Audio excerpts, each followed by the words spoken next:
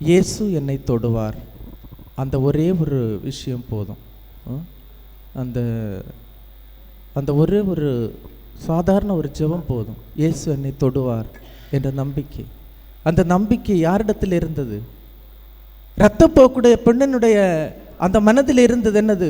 நான் அவருடைய ஆடையை தொட்டாலே, ஆடை மட்டும் இல்லை, ஆடையின் விளிம்பை தொட்டாலே நான் குணமாகிறேன். ஹல்லேலூயா, ஹல்லேலூயா, ஹல்லேலூயா. சாதாரண நம்பிக்கை தான், வேற பெருசா இல்லை.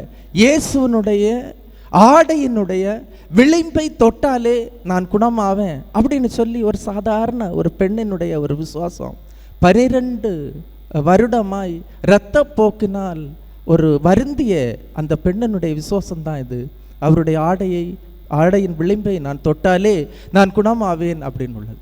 அன்புமிக்கவர்களே, இன்றைய நாளிலே நாம் ஒரு சிறிய விஷயத்தை சிந்திப்பதற்காக அழைத்திருக்கின்றோம். இது என்னது? இன்னைக்கு என்ன நாள்?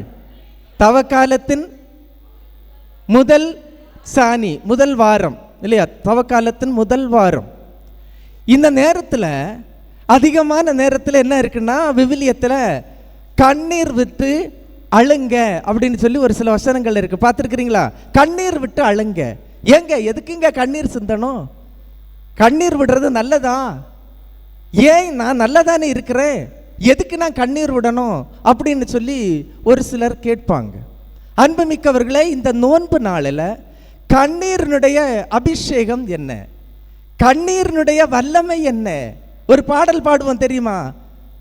கண்ணீரின் அர்த்தங்கள் நீர்தானே, கண்ணீரை போல காணிக்கை இல்லை, கண்ணீரை போல காணிக்கை இல்லை, கண்ணீரின் அர்த்தங்கள் நீர்தானே அப்படின்னு சொல்லி ஒரு பாடல் வரும். கண்ணீரை போல காணிக்கை இல்லை, கண்ணீரின் அர்த்தங்கள் நீர்தானே. ஏதோ எனக்கு தெரிஞ்ச பாடல். அன்புமிக்கவர்களே, இந்த கண்ணீருக்கு வல்லமை இருக்கா? இந்த கண்ணீருக்கு விடுதலை இருக்கா? ஆன்மீகத்தில் இந்த கண்ணீரினுடைய நிலை என்ன அப்படின்னு சொல்லி ஒரு சில விஷயத்தை இன்னைக்கு நம்ம சிந்திக்க போகிறோம். அன்புமிக்கவர்களே, ஏற்கனவே நான் இது சொல்லியிருப்பேன். போக்சோ சட்டத்தில் ஒருத்தரை அரெஸ்ட் பண்ணாங்க.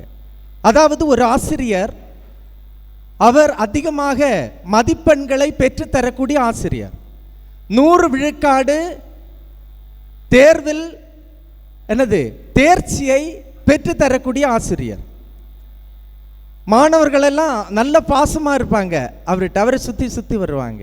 ஏனென்றால் அவர் ஆசிரியர் மட்டுமல்ல, மாறாக அவர்தான் அவர்களுடைய குரு. ஆசிரியர்னு சொல்றது சாதாரண விஷயம், குரு.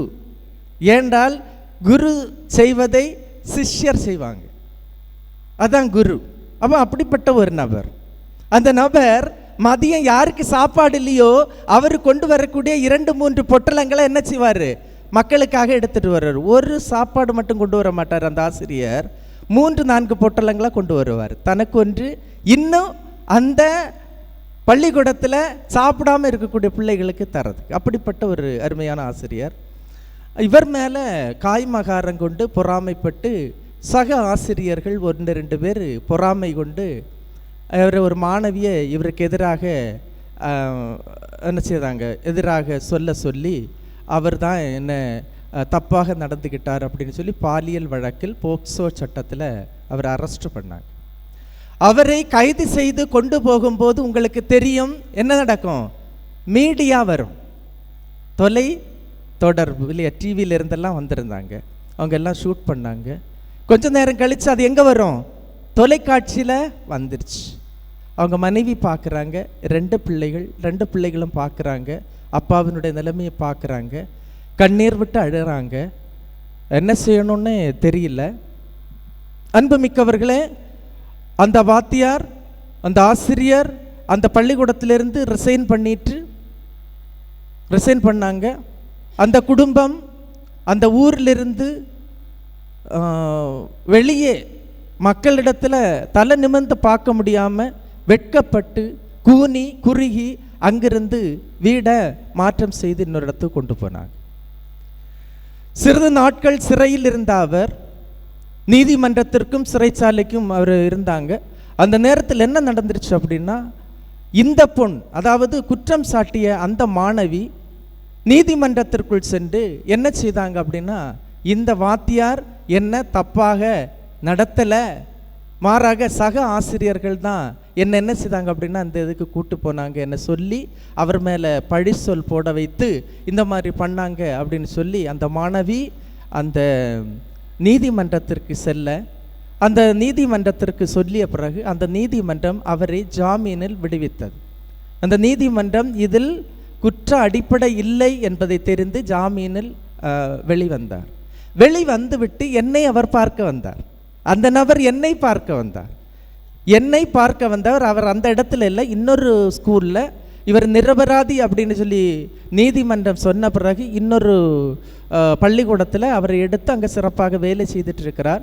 அந்த நேரத்தில் என்னை பார்க்க வந்தாங்க. அவருடைய மனைவியும் பார்க்க வந்தாங்க. பார்க்க வந்துட்டு நான் அவர்கிட்ட பேசிகிட்டு இருக்கும்போது, அன்புமிக்கவர்களே, அவர் என்ன சொல்கிறாரு தெரியுமா? ஃபாதர், நான் பழிக்கு பழி வாங்குவேன். ஃபாதர், நான் பழிக்கு பழி வாங்குவேன். என்ன நீதிமன்றத்தில் இழுத்தவங்களை நான் என்ன செய்வேன்? நீதிமன்றத்துக்கு இழுப்பேன். கண்டிப்பாக இந்த கேஸ் முடிச்சு நானும் இன்னொரு கேஸ் போட்டு என்ன செய்வேன், அவங்கள உள்ள தள்ளுவேன், சும்மா விட மாட்டேன் ஃபாதர் அப்படின்னு சொல்லி எனக்கிட்ட என்ன செய்கிறாருன்னா பேசிகிட்டே இருக்கிறார். அப்போ நான் என்ன சொன்னேன் அப்படின்னா, இல்லைங்க, நீங்கள் கிறிஸ்தவர், கிறிஸ்தவர்கள் அப்படி செய்யக்கூடாது. கிறிஸ்தவர்கள் அப்படி செய்தீங்க அப்படின்னா கிறிஸ்தவர்களுக்கு மற்றவங்களுக்கு வித்தியாசம் இல்லாமல் போயிடும் இல்லையா? அதனால் நீங்கள் என்ன செய்யணும் அப்படின்னா கண்டிப்பாக செய்யக்கூடாது. இல்லை ஃபாதர், அது எப்படி ஃபாதர் விடுறது? நீதிக்கு நீதின்னு நீங்கள் தானே ஃபாதர் சொல்கிறீங்க, அப்படி தானே? நீதிக்கு நீதி அப்படின்னு நீங்கள் தானே சொல்கிறீங்க. இல்லைங்க, இது மன்னிப்பில் முடிய வேண்டியது அப்படின்னு சொல்லி ஏதோ ஒரு விஷயத்தில் சொல்லிட்டு இறுதி வரைக்கும் அவர் என்ன செய்யலை அப்படின்னா ஒத்து வரல. இறுதியாக அன்புமிக்கவர்களை இதை போன்ற ஒரு சின்ன ஆலயத்தில் அவங்கள கூப்பிட்டு 2 பேரும் இருக்கிறாங்க. தலையில் கை வச்சு நான் ஜெபிச்சேன். தலையில் கை வைத்து நான் என்ன செய்கிறேன்னா ஜெபிச்சேன். ஜெபிக்கும் போது என்ன நடந்துடுச்சுன்னு தெரியல அன்புமிக்கவர்களே, கொஞ்ச நேரத்தில் தண்ணி விழுறது மாதிரி ஒரு ஃபீலிங் என்னுடைய 2 கால்களிலும். அப்போ என்னன்னு சொன்னால் அந்த நபர் என்ன செய்யறான்னா தலையில் கை வச்சு ஜெபிக்கும் போது உள்ள என்ன நடக்குது அப்படின்னு சொல்லி தெரியல. அந்த கண்களிலிருந்து தாரை தாரையாக துளிகள் வந்து என்னுடைய கால்களில் விழுகின்றது. ஹல்லேலூயா, ஹல்லேலூயா, ஹல்லேலூயா, ஹல்லேலூயா. என்னால் சொல்லத்தான் முடியும், என்னால் போதிக்க மட்டும்தான் முடியும். ஈடுபடுபவர் இதோ இருக்கிறார் இந்த ஆண்டவர், இவரால் தான் என்ன செய்ய முடியும்னா இடைப்பட முடியும். அன்புமிக்கவர்களே, அந்த நேரத்தில் அவர் கண்ணிலிருந்து கண்ணீர் விழுந்ததை நான் உணர்ந்துட்டு என்ன செய்வேன் அப்படின்னா பிளஸ்ஸிங் முடிச்சுட்டு நான் வெளியே வந்து உட்காந்துட்டேன். கொஞ்ச நேரத்தில் அந்த நபர் வந்தார். வந்து என்கிட்ட உட்காந்து, ஃபாதர், என்னிடமிருந்து ஏதோ ஒன்று போனது மாதிரி நான் ஃபீல் பண்ணுறேன் ஃபாதர். ஃபாதர், கண்டிப்பாக நான் கோர்ட்டுக்கு போக மாட்டேன் ஃபாதர், நீதிமன்றத்திற்கு அவர்கள் இழுக்க மாட்டேன் ஃபாதர், கண்டிப்பாக நான் மன்னிச்சிட்டேன் ஃபாதர், நான் மன்னிச்சிட்டேன். அன்புமிக்கவர்களே, கண்ணீரின் அர்த்தங்கள் 100 அல்ல, 150 அல்ல, 1000 மடங்கு அந்த கண்ணீருக்கு விலை உண்டு. அன்புமிக்கவர்களே, இதைத்தான் நாம் பழைய ஏற்பாட்டில் எங்கெங்க பார்க்கிறோம் கண்ணீர். 1 சாமுவேல் 1ஆம் அதிகாரம் 10வது இறைவார்த்தை. 1 சாமுவேல் 1ஆம் அதிகாரம் 10வது இறைவார்த்தை. அங்க நம்ம என்ன பார்க்கிறோம்? அன்னாவின் கண்ணீர், அன்னாவின் கண்ணீர். அன்புமிக்கவர்களே, அன்னாவுக்கு குழந்தைகள் இல்லை, குழந்தைகள் இல்லை. உங்களுக்கு தெரியுமா? குழந்தை இல்லாதவர்களோட வலி உங்களுக்கு தெரியுமா அன்புமிக்கவர்களே? எனக்கு தெரியும். எப்படி தெரியுமா? ஒரு சில நபர்கள் திருமணமாகி 5 வருடம் 6 வருடம் குழந்தை இல்லாதவங்க இங்க வந்து என்னுடைய காலை கட்டி பிடித்து அழுவது எனக்கு தெரியும், அழுவது எனக்கு தெரியும். ஊரில் ஒவ்வொன்றும் பேசுவாங்க, உன்னுடைய வயிற்றுல இன்னும் ஒரு புழுப்பூச்சி இல்லையா அப்படின்னு சொல்லி அந்த வார்த்தைகள் வந்து குத்தும் பாருங்க. வெளியே தலை நிமிர்ந்து நடக்க முடியாது, நடக்க முடியாது. குழந்தை இல்லாதவங்க ஒவ்வொரு நாளும் செத்துட்டு இருப்பாங்க அன்புமிக்கவர்களே. ஒவ்வொரு நாளும் செத்துட்டு இருப்பவங்க தான் குழந்தை இல்லாதவங்க. திருமணத்தின் கனி குழந்தை பாக்கியம். அந்த குழந்தை பாக்கியம் இல்லாதவர்களுடைய வலி அன்புமிக்கவர்களை அது உணரத்தான் முடியும். அண்ணா அப்படிப்பட்ட ஒரு யாரு? அண்ணா அப்படிப்பட்ட ஒரு நபர். சாமுவேல் 1ஆம் அதிகாரம் 10வது இறைவார்த்தை வாசிங்க. அண்ணா அண்ணா மனங்கசந்து அழுது புலம்பி ஆண்டவரிடம் மன்றாடினார்னு இருக்கு. ஏன் அழுதாங்க அப்படின்னா அவர்களுக்கு குழந்தைகள் இல்லை, ஒன்று. ரெண்டாவது, அவர்களுடைய சக்களத்தி அவளை என்ன செய்வான் அப்படின்னு சொன்னா, உனக்கு குழந்தை இல்லை, நீ என்னது சபிக்கப்பட்டவன் அப்படின்னு சொல்லி தூற்றி அவளை தினமும் என்ன செய்வாங்க, துன்பத்திற்கு ஆளாக்கி அவருடைய மனதை நோக வைத்து. அன்புமிக்கவர்களே, ஒவ்வொரு நாளும் அப்படிப்பட்ட அண்ணா ஆலயத்திற்கு வந்து ஆண்டவரின் சந்நிதியில் உட்கார்ந்து கடவுளை பார்த்து தேம்பி தேம்பி அழுதாள் என்று இறை வார்த்தை சொல்லுகின்றது. ஆண்டவரே, எனக்கு ஒரு குழந்தையை தரமாட்டீரா, ஆண்டவரே எனக்கு ஒரு குழந்தை பாக்கியத்தை தரமாட்டீங்களா அப்படின்னு சொல்லி அழுது புலம்பி கண்ணீர் வடித்த நேரத்திலே அந்த அழுகை எதாக மாறியது? எதாக மாறியது? மகிழ்ச்சிகரமாக மாறியது. கடவுள் என்ன செய்தார் என்றால், அந்த அண்ணாவின் வயிற்றில் தான் என்ன செய்தாரு? சாமுவேல் அப்படின்னு சொல்லக்கூடிய மிகப்பெரிய ஒரு இறைவாக்கினரை என்ன செய்தாரு? கொடுத்தார். அந்த சாமுவேல் இறைவாக்கினர் தான் யாரை அபிஷேகம் செய்தார்? தாவீதை அபிஷேகம் செய்தார். ஹல்லேலூயா, ஹல்லேலூயா, ஹல்லேலூயா, ஹல்லேலூயா. அன்புமிக்கவர்களே, 8 வருடம் 9 வருடம் 10 வருடம் ஜெபித்த ஜெபங்கள் எல்லாம் சேர்ந்து தன்னுடைய வயிற்றிலே ஒரு இறைவாக்கினரை அது என்ன செய்தது என்றால் கொண்டு வந்தது. இறைவாக்கினர் இறைவனுடைய வாக்காக, இறைவனுடைய நாக்காக, இறைவனுடைய வார்த்தையாக அவர் இருந்தார். இறைவனுடைய வாயாக சாமுவேல் இருந்தார் என்று இறைவாக்கினர் சொல்லுகின்றது, இறை வார்த்தை சொல்லுகின்றது. அப்படிப்பட்ட ஒரு இறைவாக்கினரை பெற்றெடுத்த தாய்தான் அண்ணா. அந்த அண்ணாவின் கண்ணீர் என்ன செய்யல? அந்த அண்ணாவின் கண்ணீர் வீணாக போகவில்லை. கண்ணீரின் அர்த்தங்கள் நீதானே, கண்ணீரை போல காணிக்கை இல்லை. ஹல்லேலூயா, ஹல்லேலூயா, ஹல்லேலூயா, ஹல்லேலூயா, ஹல்லேலூயா. அன்புமிக்கவர்களே, இன்னும் பழைய ஏற்பாட்டிலே இன்னொரு அம்மா இருக்கிறாங்க. யாரு? தொடக்க நூல் 21ஆம் அதிகாரம் 16வது இறைவார்த்தை. அங்கே யாரை பற்றி சொல்லப்படுகிறது? ஆகாரின் கண்ணீர். ஆகாரின் கண்ணீர். ஆகார் யாரு? ஆகார் யாரு? ஆபிரகாமின் வேலைக்காரி. அந்த ஆபிரகாமுக்கும் அந்த வேலைக்காரிக்கும், சாராளுக்கு குழந்தை இல்லாத நேரத்திலே அந்த ஆபிரகாமுக்கும் அதாவது ஆகாருக்கும் ஆபிரகாமுக்கும் ஆகாருக்கும் பிறந்த மகன் தான் யாரு? இஸ்மாயில். இஸ்மாயில் அந்த மகன் பிறந்த பிறகு சாராவுக்கும் ஒரு குழந்தை கிடைக்கின்றது. அந்த குழந்தை தான் யாரு? ஈசாக்கு. அது குழந்தை பிறந்த பிறகு சாரா என்ன செய்றாங்க அப்படின்னா, ஆகாரையும் குழந்தையையும் என்ன செய்றாங்க? இஸ்மாயிலையும் அதுல இருந்து எங்க விட்டாங்க? வீட்டில இருந்து துரத்தி விட்டுட்டாங்க. துரத்தி விட்ட நேரத்திலே அன்புமிக்கவர்களே, ஆகாரின் கண்ணீர் அருமையாக சொல்லப்பட்டிருக்கின்றது விவிலியத்திலே.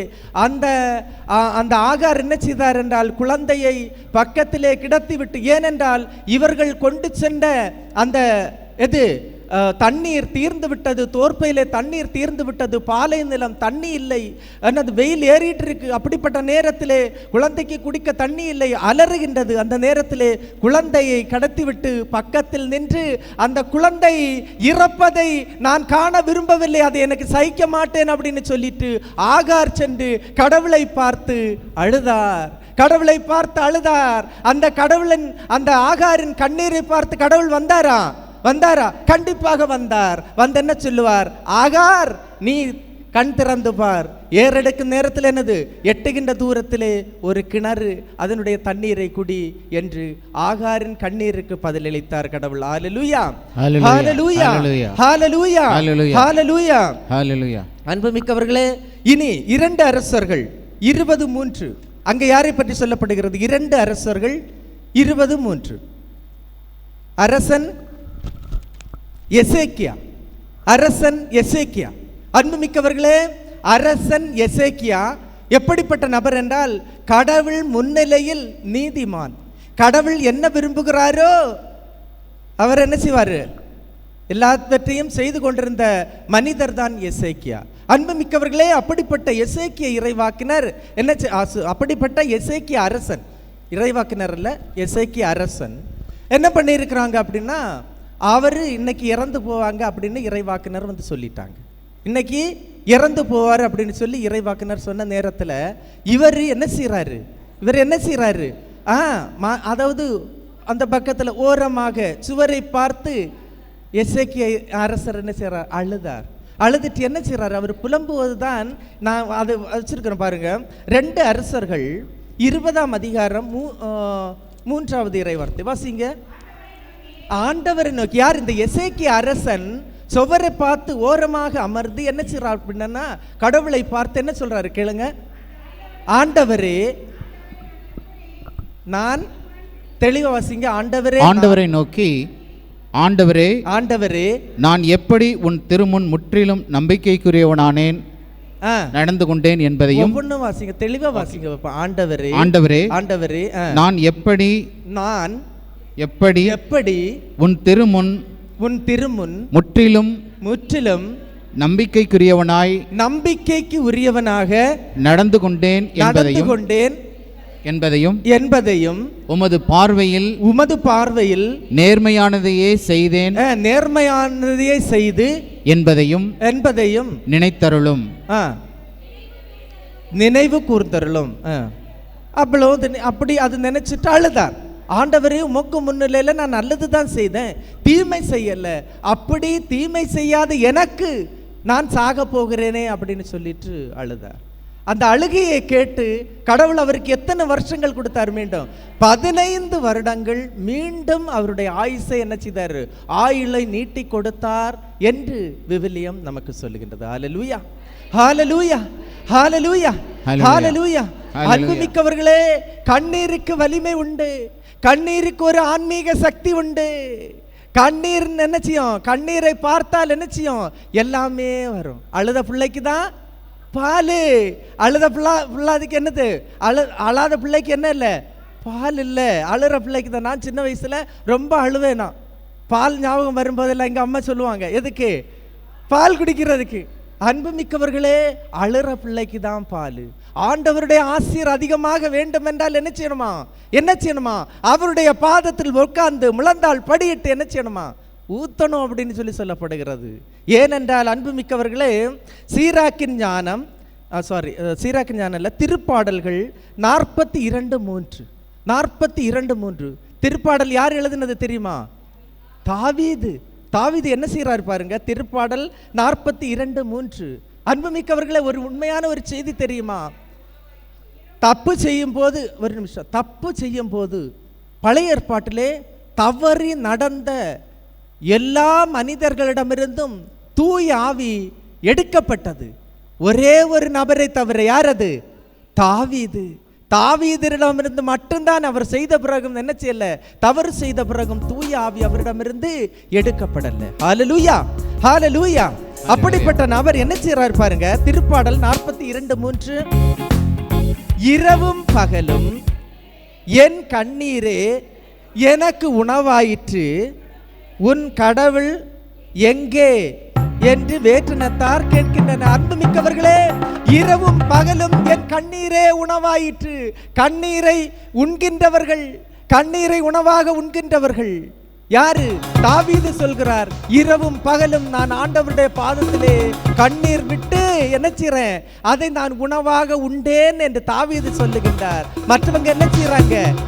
உன் கண்ணீரை காண்கின்ற கடவுள் எங்கே அப்படின்னு சொல்லி ஏளனம் செய்றாங்க. உங்கள் கண்ணீரை காண்கின்ற கடவுள் இதோ இருக்கின்றார். ஏனென்றால் பசி, தாகம், துன்பம், துயரம், கண்ணீர், கவலை எல்லாம் அனுபவித்தவர் தான் நம் இயேசு. அன்புமிக்கவர்களே, அந்த இயேசுவின் முன்னாடி தான் நீங்க உட்கார்ந்து இருக்கிறீங்க. அதனால அவர் கண்ணீரை காண்கின்ற கடவுள்.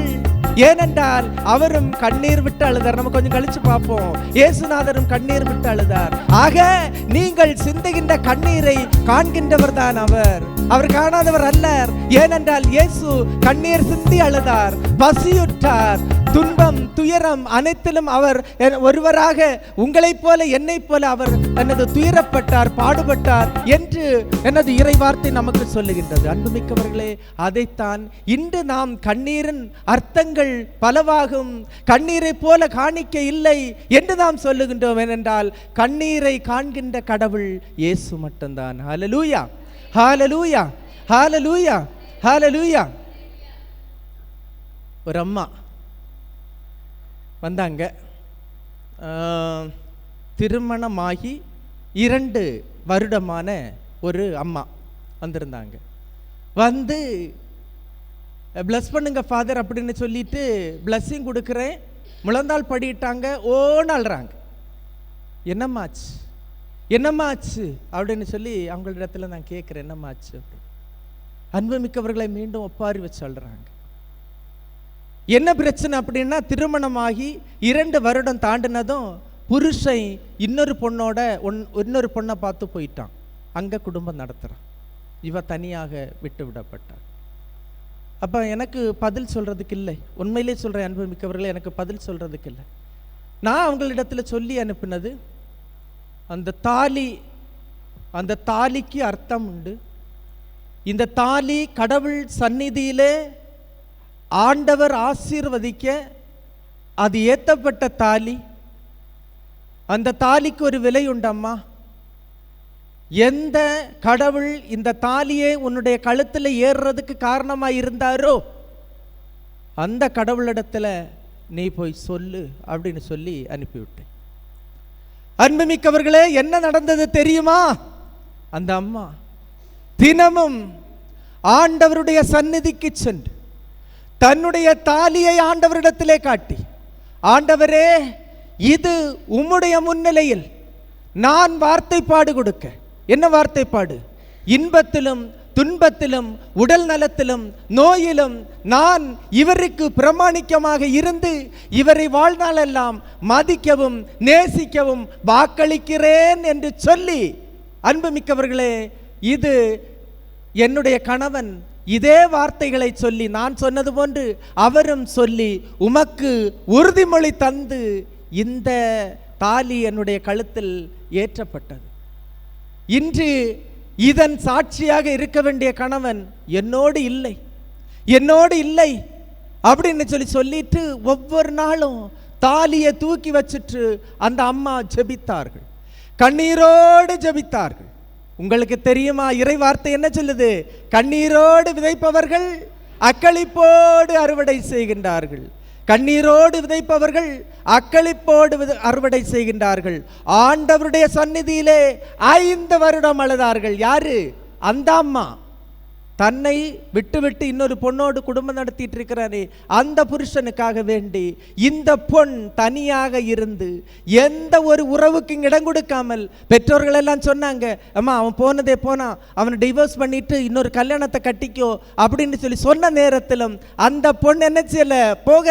போகாம எனது புருஷன் எனக்கு வேண்டும், ஏனென்றால் என்னை தொட்டு தாலி கட்டிய புருஷன் எனக்கு வேண்டும் அப்படின்னு சொல்லி அன்புமிக்கவர்களே, ஆண்டவருடைய சந்நிதியிலே ஒரு தூய்மை உள்ள பெண்ணாக, ஒரு பத்தினி பெண்ணாக இருந்து அழுதார்கள். 5 நிமிடம் தாண்டி 5 ஆண்டுகள் தாண்டி அன்புமிக்கவர்களே என்ன நடந்தது தெரியுமா? அன்புமிக்கவர்களே, அந்த புருஷன் அங்கெல்லாம் அடிபட்டு உதப்பட்டு வந்து மீண்டும் இந்த பொண்ணுடைய காலில் வந்து விழுந்தான். ஹல்லேலூயா, ஹல்லேலூயா, ஹல்லேலூயா, ஹல்லேலூயா. அன்புமிக்கவர்களே, எந்த பொண்ணோடு குடும்பம் நடத்த போனானோ அந்த இடத்துல வீட்டுக்காரங்க எல்லாரும் சேர்ந்து இவரை அடித்து சரி பண்ணி இனி இங்கே என்ன செய்ய முடியாது, வாழ முடியாது அப்படின்னு சொல்லி நொந்து நூலாகி வந்து விழுந்த கதையை அந்த பொண்ணு எனக்கிட்ட சொல்லி சந்தோஷப்பட்டாங்க. ஃபாதர், என்னுடைய கண்ணீருக்கு விலை உண்டு, என்னுடைய தாலி பாக்கியம், நான் என்னது என்னுடைய ஆண்டவரை பார்த்து நான் வடித்த கண்ணீர், அந்த கண்ணீரெல்லாம் இன்னைக்கு என்ன செய்து எனக்கு மீண்டும் வந்தது. இன்று என்னுடைய கணவன் என்ன செய்றேன், நான் திருமணம் ஆன பிறகு நான் தான் என்னுடைய கணவனை அன்பு செய்தேன். இப்பொழுது இந்த வருடம் 5 வருடம் தாண்டின பிறகு என்னுடைய கணவன் என்னை அன்பு செய்கின்றார் அப்படின்னு சொல்லி அந்த பொண்ணாள். ஹல்லேலூயா, ஹல்லேலூயா, ஹல்லேலூயா, ஹல்லேலூயா. ஆக நம்ம இறைவார்த்தை வாசிச்சு வந்தது, இரவும் பகலும் என் கண்ணீரே எனக்கு உணவாயிற்று அப்படின்னு சொல்லி தாவீது சொல்றாரு.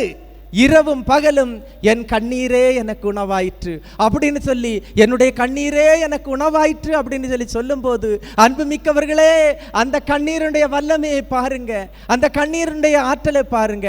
அது யாருடைய சந்நிதியிலே விடப்பட்டது?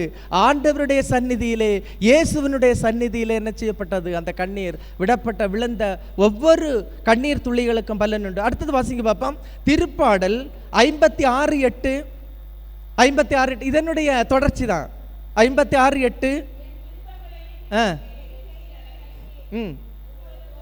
உமது தோற்பையில் என் கண்ணீரை சேர்த்து வைத்துள்ளீர், உமது தோற்பையில் என் கண்ணீரை சேர்த்து வைத்துள்ளீர். அன்பு மிக்கவர்களே, இன்று நீங்கள் வடிக்கின்ற கண்ணீர், கஷ்டம் இருக்கலாம், துன்பம் இருக்கு, துயரம் இருக்கு, கண்ணீர் இருக்கு, கவலை இருக்கு, எதிர்காலத்தை பற்றிய பயம் இருக்கு, எதிர்காலத்தை பற்றிய அச்சம் இருக்கு, நாளைக்கு என்ன நடக்குமோ அப்படின்னு சொல்லி தெரியாது.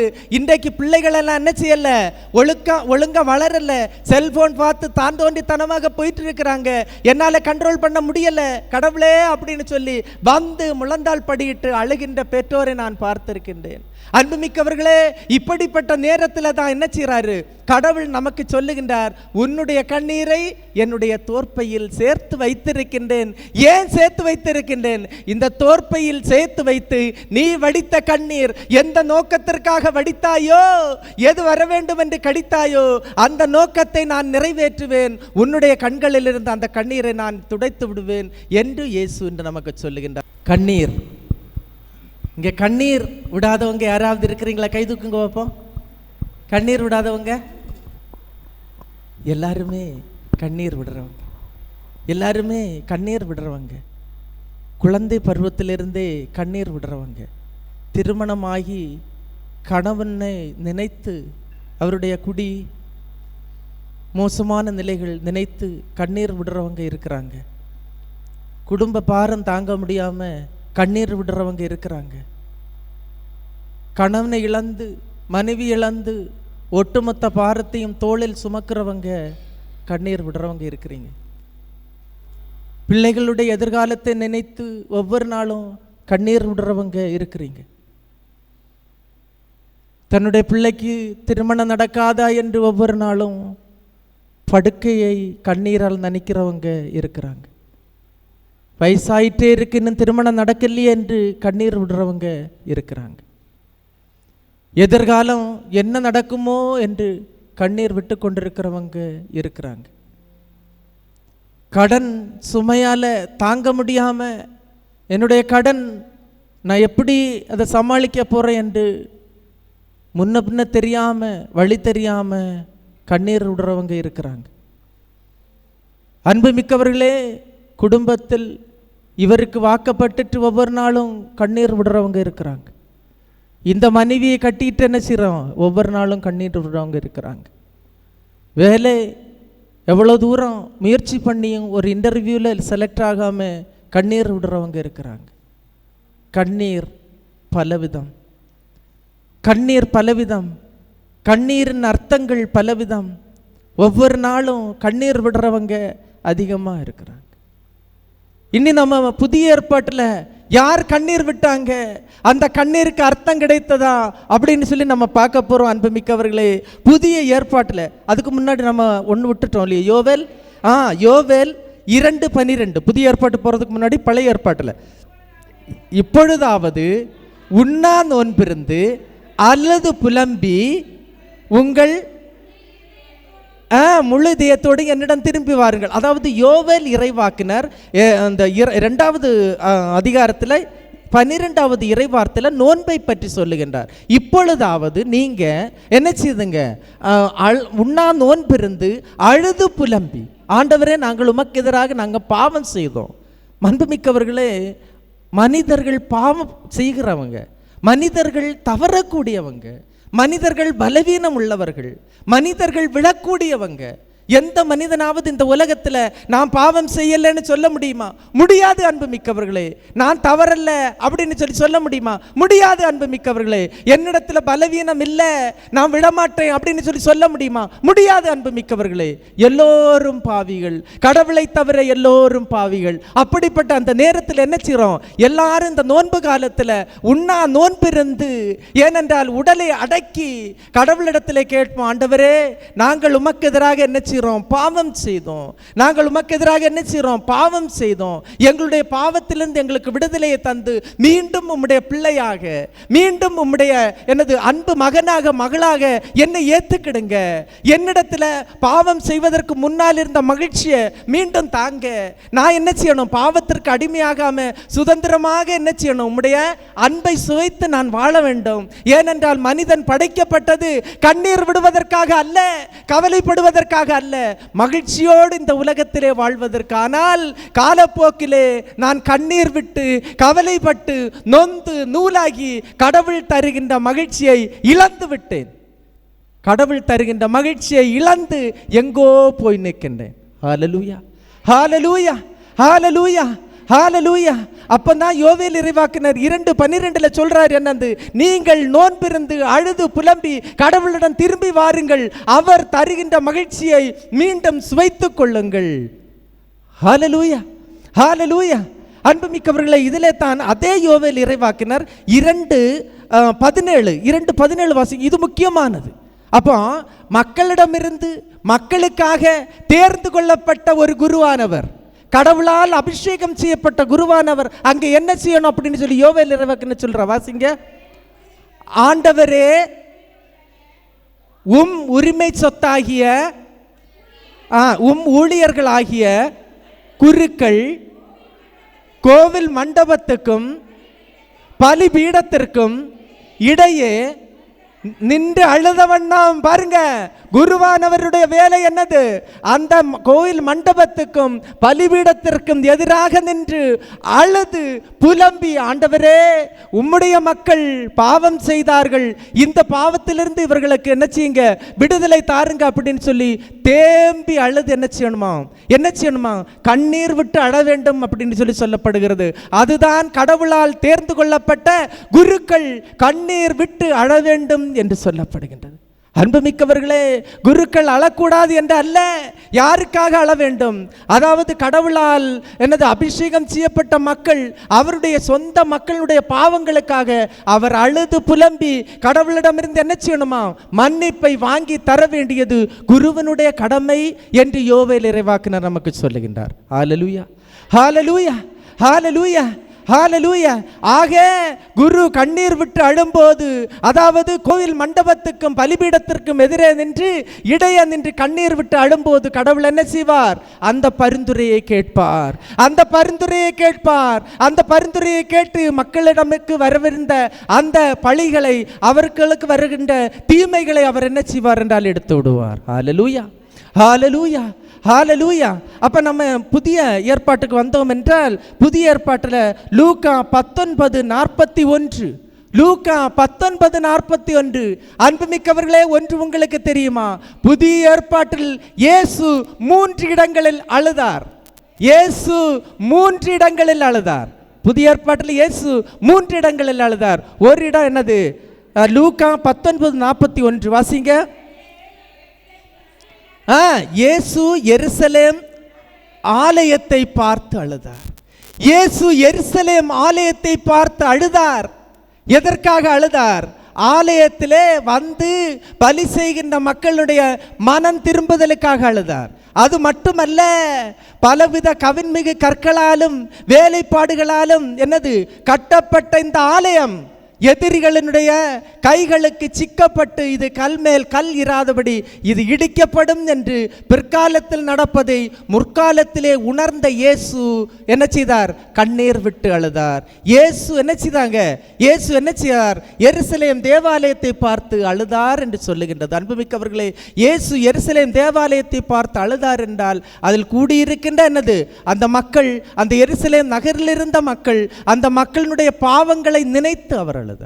ஹல்லேலூயா, ஹல்லேலூயா, ஹல்லேலூயா. அந்த எருசலேம் நகரின் பாவங்களை முன்னிட்டு தான் பிற்காலத்திலே ரோமை அரசன் வந்து அந்த ஆலயத்தை இடித்தான். அன்புமிக்கவர்களே, இடித்து தரைமட்டமாக்கினான் என்று வரலாறு சொல்லுகின்றது. ஹல்லேலூயா, ஹல்லேலூயா, ஹல்லேலூயா, ஹல்லேலூயா. அது மனமாற்றத்திற்கான கண்ணு. அடுத்து இயேசு எங்கே எழுதார்? அடுத்து இயேசு எங்கே எழுதாரு?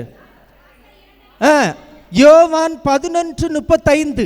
யோவான் 11:35. யோவான் 11:35. அது எங்க?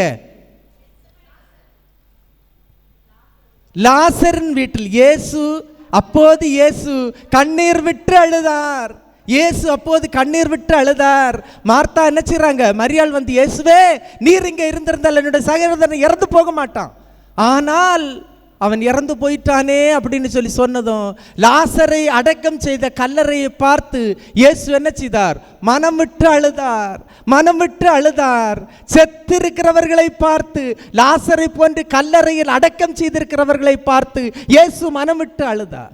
அன்புமிக்கவர்களே, இன்றும் இயேசு அழுகின்றார். அதாவது என்னன்னா, அன்புமிக்கவர்களே, ஆண்டவர் இயேசு மனமிட்டு அழுகிறார் என்றால் அதை போன்ற நிலையில் இருக்கின்ற மக்கள் என்னது, இன்று கண்ணிருந்தும் காணாதவர்கள், காதிருந்தும் பேசாதவர்கள், அன்புமிக்கவர்களை வாழ்கின்ற நேரத்திலே நடை பிணமாக இருக்கின்றவர்களை பார்த்து இயேசு கண்ணீர் விட்டு அழுகின்றார். லாசர் கல்லறையில் இருக்கும்போது இயேசு கண்ணீர் விட்டு அழுதார். இதன் அர்த்தம் என்ன தெரியுமா? இயேசு கண்ணீர் விட்டு அழுதார் என்றால், அன்புமிக்கவர்களை, இயேசு கண்ணீர் விட்டு அழுதார் என்றால் இயேசுவின் ஆவியை பெற்றவர்களும் அழுவார்கள். ஹல்லேலூயா, ஹல்லேலூயா, ஹல்லேலூயா, ஹல்லேலூயா. இயேசு கண்ணீர் விட்டு அழுதார் என்றால் அவருடைய ஆவியை பெற்றிருக்கின்ற மக்களும் என்ன செய்வாங்க? கண்ணீர் விட்டு அழுவார்கள். இயேசுவின் ஆவியை பெற்றவர்கள் யார்? இயேசுவின் ஆவியை பெற்றவர்கள் யார்? இதனுடைய ஒரு வேர் எங்கே இருக்குன்னா, எசேக்கியேல் எடுத்துக்க பார்ப்போம். இயேசுவின் ஆவியை பெற்றவர்கள் இயேசு கண்ணீர் சிந்திய போது அழுதது போல அவர்களும் அழுவார்கள். ஏனென்றால் இயேசுவின் ஆவியை பெற்ற மக்கள் அவர்கள் எப்படிப்பட்டவர்கள்? எசேக்கியேல் 9:4 எசேக்கியேல் 9ஆம் அதிகாரம் 4வது இறைவார்த்தை. பின் ஆண்டவர் அவரை நோக்கி, எருசலேம் நகரை முற்றிலும் சுற்றி வந்து அதனுள் செய்யப்படும் எல்லா அருவருக்கத்தக்க செயல்களுக்காகவும் பெருமூச்சு விட்டு புலம்புகின்ற மனிதர்களுக்கு நெற்றியில் முத்திரையிடு, அடையாளமிடு. அன்புமிக்கவர்களே, மற்றவர்கள் செய்கின்ற தவறுகள், தப்புகள் அனைத்தையும் பார்த்துவிட்டு, ஆண்டவரே இவர்களை மன்னியும், இவர்கள் தெரியாமல் செய்கின்றார்கள் என்று யார் யாரெல்லாம் ஆதங்கப்பட்டு கண்ணீர் விட்டு அழுகின்றார்களோ அவர்களுடைய நெற்றியில் முத்திரையிடு மனிதா அப்படின்னு சொல்லி எசேக்கியேல் சொல்லுகின்றார். எசேக்கியேல் இறைவாக்கினர் என்ன சொன்ன? எசேக்கியேல் இறைவாக்கினருக்கு கடவுள் சொல்லுகின்றார், அவர்களுடைய நெற்றியில் என்ன செய், நீ முத்திரையிடு. அவர்கள் யார் அப்படின்னு சொல்லி பார்த்தா அடுத்தது 2 பேதுரு, அது வேண்டாம், அப்படிப்பட்ட மனிதர்கள், நெற்றியில் முத்திரையிடப்பட்ட மக்கள் ஆட்டுக்குட்டியினுடைய இரத்தத்தில் தங்களுடைய கந்தலாடைகளை, எனது தொங்கலாடைகளை துவைத்த மக்கள். அவர்கள்தான் யாரு? இயேசுவால் முத்திரையிடப்பட்ட மக்கள். அதாவது திருமுழுக்கு பெற்று கடவுளை மீட்பராகவும் ஆண்டவராகவும் ஏற்றுக்கொண்ட மக்கள் தான் கடவுளால் முத்திரையிடப்பட்ட மக்கள்.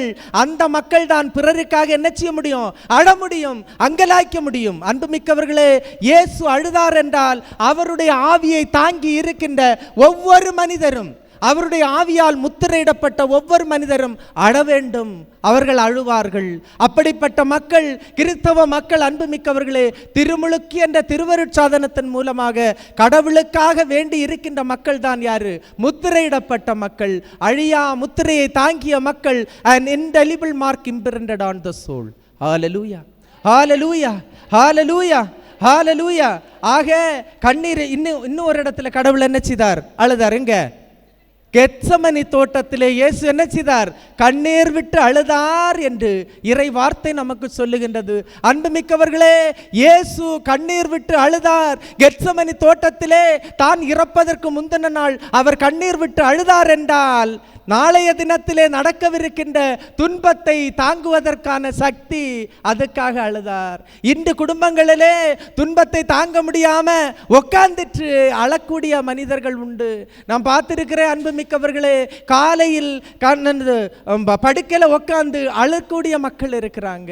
என்ன செய்வாங்க அப்படின்னா, பாரம் தாங்க முடியாமல், வாழ்வின் பாரம் தாங்க முடியாமல், வாழ்வின் சுமையை தாங்க முடியாமல் கஷ்டத்தோடு பாரத்தோடு அழுகின்ற மக்கள், கண்ணீர் விட கூடிய மக்கள் இருக்கின்றார்கள்.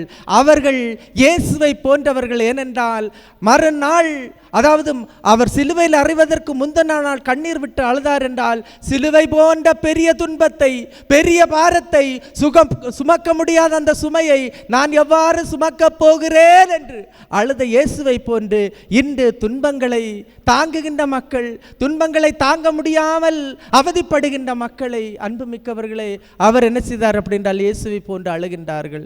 இன்று ஒரு சில நபர்கள் எனக்கு தெரியும், ஒரு வயதுக்கு பிறகு அந்த உடல் முழுவதும் என்னது நோய்வாய்ப்பட்டு என்னால் பழையது மாதிரி வேலை செய்ய முடியல, மற்றவர்களைப் போல நடக்க முடியல, மற்றவர்களைப் போல சுவாசிக்க முடியல என்று சொல்லி பதறுகின்ற மக்கள், அது உடல் முழுவதும் துன்பத்தை வைத்துக்கொண்டு, நோயை வைத்துக்கொண்டு அங்கலாய்த்து கதறுகின்ற மக்கள். அன்புமிக்கவர்களே, அப்படிப்பட்ட மக்களையும் ஆண்டவர் இன்று ஆசீர்வதிக்கின்றார்.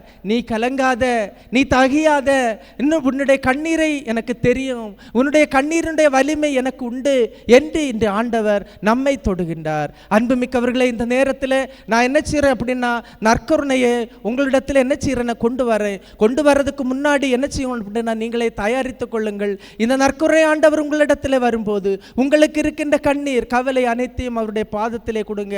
ஏனென்றால் நம்முடைய கடவுள், நம்முடைய இயேசு கண்ணீரை அறிந்தவர், துன்பத்தை அறிந்தவர், துயரத்தை அறிந்தவர். அவருக்கு கண்ணீர்னா என்னன்னு தெரியும், கவலைன்னா என்னன்னு தெரியும், தாகம்னா என்னன்னு தெரியும். அவர் தெரியாத கடவுள் அல்ல, தெரிகின்ற கடவுள். ஏனென்றால் பசி, தாகம், துன்பம், துயரம் அனைத்திலும் உங்களைப் போல என்னைப் போல வாழ்ந்த கடவுள். இன்று நான் அவரை உங்களிடத்தில் நான் எடுத்துட்டு வரேன். வரும்போது உங்களுடைய கண்ணீர் என்னவாக இருக்கணும்? இயேசுவே என்னை தொடுங்க, இயேசுவே என்னை தொடுங்க. என்னுடைய வாழ்வை சுமப்பதற்கு நான் என்ன செய்கிறேன்னா, சுமக்குவதற்கான சக்தியை தாங்க அப்படின்னு சொல்லி அவரிடத்தில் கேளுங்க. இன்று உங்களை தொட போகின்றார். நற்கருணை பவனிக்காக வேண்டி மக்கள் எல்லாம் ஒரு மருங்கிலிருந்து வந்து கொண்டிருந்தாங்க. இவன் தன்னுடைய மாணவர்களோடு, சக நண்பர்களோடு சொன்னா, நாமும் அந்த இடத்துக்கு போகணும், அங்கே என்ன நடக்குதுன்னு தெரியணும், நம்ம அங்கே போகணும், அங்கே என்ன நடக்குது அப்படின்னு தெரிஞ்சுக்கணும் அப்படின்னு சொல்லிட்டு என்ன பண்ணோம் அப்படின்னா, சுமார் ஒரு 2:30 சாப்பிட்டுட்டு ஒரு 2:30 மணி அளவில் அங்கே இருந்து கிளம்பி லூர்து மாநகருக்கு வந்தான். லூர்து மாநகருக்கு வந்த நேரத்தில் அங்கே அனௌன்ஸ்மெண்ட் நடந்துட்டு இருக்கு. என்ன அனௌன்ஸ்மெண்ட் அப்படின்னா, இதோ நற்கருணை ஆண்டவர் இன்னும் சற்று நேரத்திலே வரவிருக்கின்றார், நோயாளிகள் அவங்க வாங்க அப்படின்னு சொல்லிட்டுள்ள அந்த செய்தி அவங்க அனௌன்ஸ்மெண்ட் கொடுத்துட்டே இருந்தாங்க. அன்புமிக்கவர்களே, நடந்தது என்ன தெரியுமா? அப்போ பேதுரு அருட்பே வந்துட்டு என்ன செய்கிறான் அப்படின்னா, இந்த மாதிரி நற்கருணை ஆண்டவர் செல்வதற்காக ஒரு வழி, இந்த பகுதியில் மக்கள் வந்துட்டு இருக்கிறாங்க, இந்த பகுதியிலே மக்கள் இருக்கிறாங்க.